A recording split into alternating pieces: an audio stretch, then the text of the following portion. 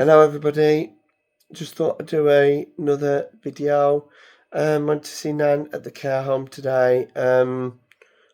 Was good at first, fine, no problems.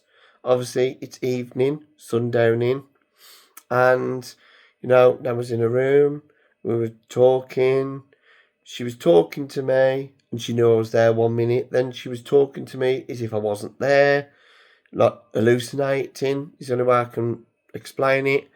And then obviously because Nan's got multiple health issues, lymphedema, swelling of the legs, edema, the fluid coming out the leg. She's got heart problems. She's got an AF, arterial fibrillation. The heart's not pumping around the body as it should. It's taking longer to pump around the body. And a wide list of health issues, kidney disease, and there's so many other health issues. Can't think at the top of my head. So they've started a fluid restriction, obviously a certain amount of fluids per day. So I said, give Nan a glass of water. I said, she can't have any more than this. Okay, then that's fine. Fluid restriction, we started that from today. I totally forgot, but then I remembered, oh yeah, you're right, I remember now. So, was talking, fine. Showed her the new tops I bought her. Then all of a sudden she was talking to me. Then all of a sudden she was talking to me as if I wasn't there, and I was sitting on the bed while she was in a wheelchair. And then obviously she was getting agitated. She was like, I want to drink a water. And I was like, oh, I'll get you one in a moment, Nan. And I was like, oh, I'll get you one in a bit. I'm just going to show you this first. And I was coming up with excuses because I said to the lady, so she's getting agitated here. I said, just if she gets too much and agitated, just press the bell and we'll come to you. I said because she's going to kick off eventually. I can see it before it's even happened. I was hoping I was wrong, but the way she was, sometimes she can get agitated and don't kick off. She just gets agitated, but then sometimes she can, when she's been at home, she's kicked off. But this was extreme. It was more intensified, more extreme. And she was like, oh, I want a fucking glass of water. I was like, I'll get you one in a moment. I don't fucking want one in a couple of minutes. I want one now. And she's like, I don't want you here. Fucking hate ya. You're the fucking devil. You always come here to annoy me and irritate me. Just go.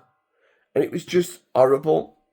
I know it's not her, but it was so horrible to see her like that. And I know people are going to say it's not her. I know that. But when you witness it and see it, it really upsets you. It breaks you. And I know it's not Nan, and I know it's the dementia. But to see her like really intense, she's been like that, but this was more intense. She was screaming and bellowing. I'm surprised it didn't bellow all the way down the hall in the care home. She was absolutely bellowing. And then then obviously the lady come in and tried to reassure her. And then there was two other Asian ladies, and they were trying to like reassure her. And then they had to give her a little bit of water just to quench her first, just a little bit. Then she wouldn't give them the glass back. And then there was like, oh, she wanted the toilet. Then she wanted to go into the living room. I want to sit in the living room with my fire, which she did. She did tell me prior to that. But I was like, oh, we'll go out. We'll sit there in a minute, Nan. We will later. In a bit, we will.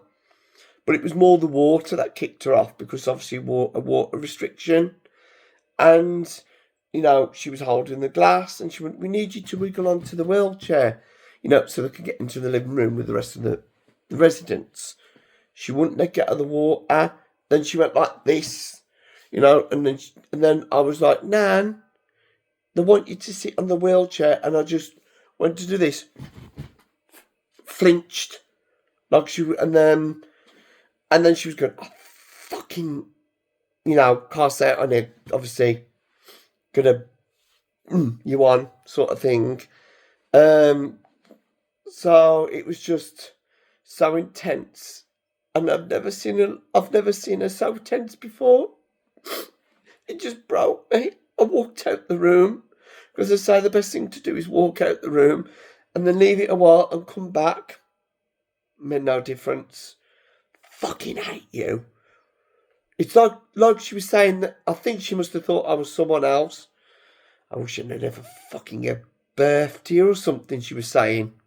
Obviously, I was upset when I was there, and some of it's coming back to me bit by bit.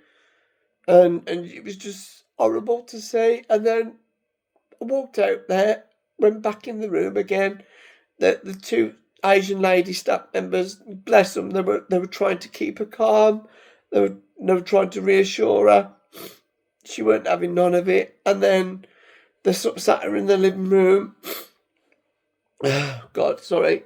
And then I left it a while again, let her settle down, sat by her, and she was like, fucking hate you. Don't want you here. Fucking hate you, I do. And it was just horrible to see. It broke me. Dementia is such a fucking cruel disease. It really is. To see your loved one like this, it's heartbreaking. And I know it's not them, and I know it's the dementia, but when you're close to someone that you love and you see them like that, it is heartbreaking. I'm going to go anyway, but I'd just like to document, my Nan's dementia journey and what I'm going through as well as Nan, because obviously this is both our journey. It must be hard for her, not understanding what's going on or around her, but then also me as the carer, it's very hard to see her like this, and it's heartbreaking. I know when I go again, she won't even remember what she said. She'll forget what's even happened. But yeah, it's just heartbreaking to see her like that. I'll keep you posted anyway. Thanks for listening.